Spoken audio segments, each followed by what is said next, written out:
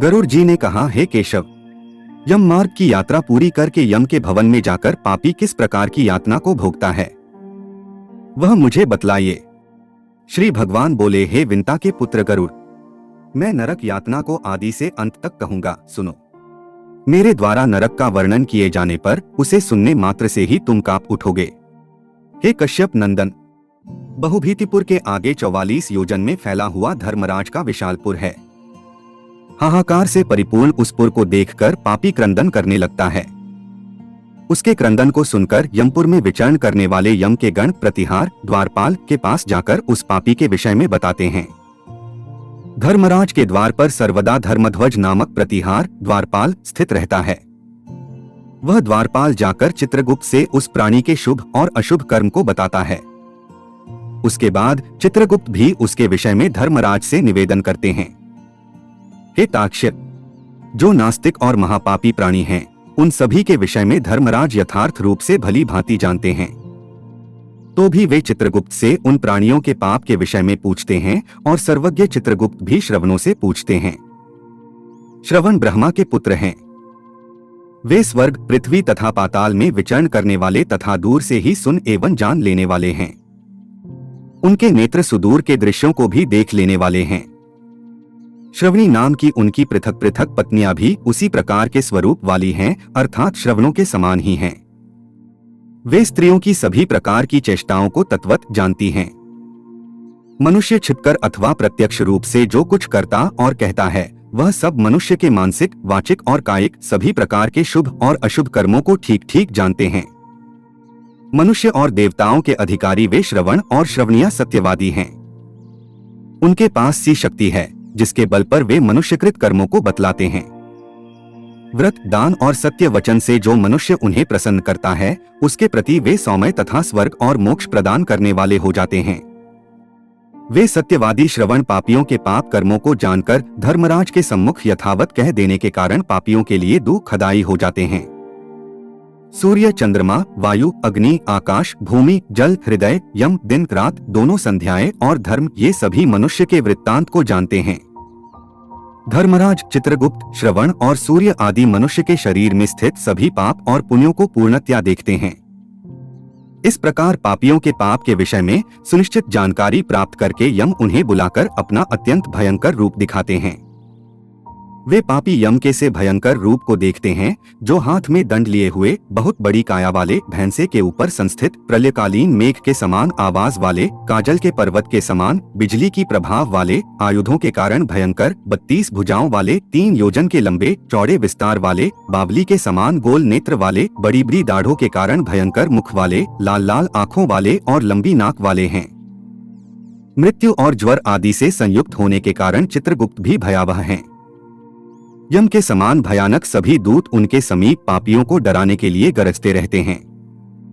उन चित्रगुप्त को देखकर भयभीत होकर पापी हाहाकार करने लगता है। दान न करने वाला वह पापात्मा कांपता है और बार बार विलाप करता है।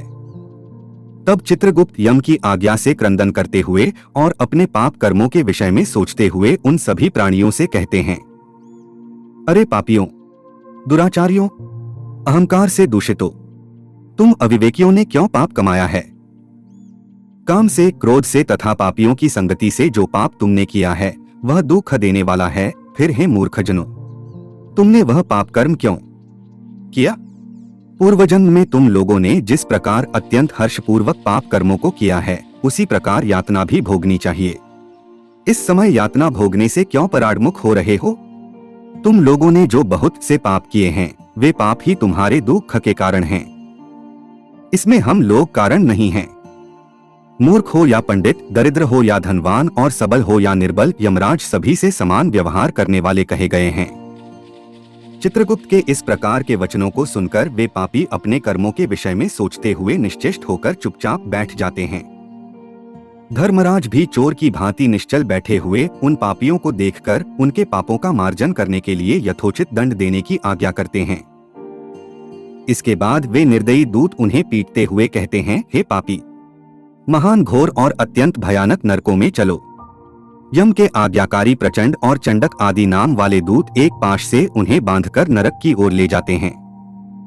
वहां जलती हुई अग्नि के समान प्रभा वाला एक विशाल वृक्ष है जो 5 योजन में फैला हुआ है तथा 1 योजन ऊंचा है। उस वृक्ष में नीचे मुख करके उसे सांकलों से बांधकर वे दूध पीटते हैं। वहां जलते हुए वे रोते हैं, पर वहां उनका कोई रक्षक नहीं होता। उसी शालमली वृक्ष में भूख और प्यास से पीड़ित तथा यमदूतों द्वारा पीटे जाते हुए अनेक पापी लटकते रहते हैं।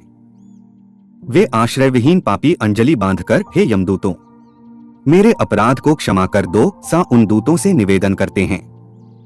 बार बार लोहे की लाठियों, मुदगरों, भालों और बर्छियों, गदाओं और मूसलों से उन दूतों के द्वारा वे अत्यधिक मारे जाते हैं। मारने से जब वे चेष्टारहित और मूर्छित हो जाते हैं, तब उन निश्चेष्ट पापियों को देखकर यम के दूत कहते हैं, अरे दुराचारियों, पापियों, तुम लोगों ने दुराचरण क्यों किया?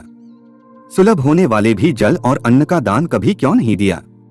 तुम लोगों ने आधा ग्रास भी कभी किसी को नहीं दिया और न ही कुत्ते तथा कौए के लिए बलि ही दी। अतिथि को नमस्कार नहीं किया और पितरों का तर्पण नहीं किया। यमराज तथा चित्रगुप्त का उत्तम ध्यान भी नहीं किया और उनके मंत्रों का जप नहीं किया, जिससे तुम्हें यह यातना नहीं होती। कभी कोई तीर्थ यात्रा नहीं की, देवताओं की पूजा भी नहीं की। गृहस्थाश्रम में रहते हुए भी तुमने हंतकार नहीं निकाला। संतों की सेवा की नहीं, इसलिए अब स्वयं किए गए पाप का फल भोगो। चूंकि तुम धर्महीन हो, इसलिए तुम्हें बहुत अधिक पीटा जा रहा है। भगवान हरि ही ईश्वर है, वे ही अपराधियों को क्षमा करने में समर्थ हैं। हम तो उन्हीं की आज्ञा से अपराधियों को दंड देने वाले हैं। सा कहकर वे दूत निर्दयतापूर्वक उन्हें पीटते हैं और उनसे पीटे जाने के कारण वे जलते हुए अंगार के समान नीचे गिर जाते हैं। गिरने से उस शालमली वृक्ष के पत्तों से उनका शरीर कट जाता है। नीचे गिरे हुए उन प्राणियों को कुत्ते खाते हैं और वे रोते हैं। रोते हुए उन पापियों के मुख में यमदूत धूल भर देते हैं तथा कुछ पापियों को विविध पाशों से बांधकर मुदगरों से पीटते हैं। कुछ पापी आरे से काष्ठ की भांति 2 टुकड़ों में किए जाते हैं और कुछ भूमि पर गिराकर कुल्हाड़ी से खंड खंड किए जाते हैं। कुछ को गड्ढे में आधा गाड़कर सिर में बाणों से भेदन किया जाता है। कुछ दूसरे पेरने वाले यंत्र में डालकर इक्षुदंड, गन्ने की भांति पेरे जाते हैं। कुछ को चारों ओर से जलते हुए अंगारों से युक्त उल्मुख जलती हुई लकड़ी से ढक करके लौहपिंड की भांति धधकाया जाता है। कुछ को घी के खौलते हुए कड़ाही में, कुछ को तेल के कड़ाहे में तले जाते हुए बड़े की भांति इधर उधर चलाया जाता है।